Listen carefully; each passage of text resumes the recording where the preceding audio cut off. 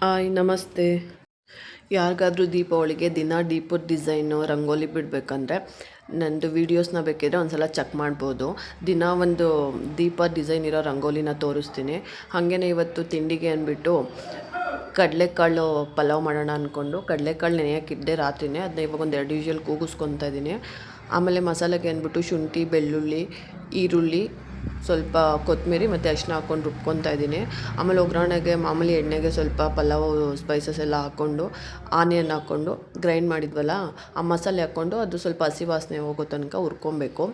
ಆಮೇಲೆ ಕೂಗಿಸ್ಕೊಂಡಿಟ್ಟಿರೋಂಥ ಕಡಲೆಕಾಳು, ಧನಿಯಾ ಪುಡಿ ಮತ್ತು ಖಾರಕ್ಕೆ ಎಷ್ಟು ಬೇಕೋ ಅಷ್ಟು ಮೆಣಸಿನ್ಕಾಯಿ ಪುಡಿ, ಆಮೇಲೆ ಜೀರಿಗೆ ಪುಡಿ, ಸ್ವಲ್ಪ ಗರಂ ಮಸಾಲ ಇಷ್ಟನ್ನು ಹಾಕ್ಕೊಂಡು ಸ್ವಲ್ಪ ಮಿಕ್ಸ್ ಮಾಡಿ, ಆಮೇಲೆ ನಾನು 2 ಆಲೂಗಡ್ಡೆ ಸಿಪ್ಪೆ ತೆಗೆದ್ಬಿಟ್ಟು ಕಟ್ ಮಾಡ್ಕೊಂಡು ಇಟ್ಕೊಂಡಿದ್ದೀನಿ.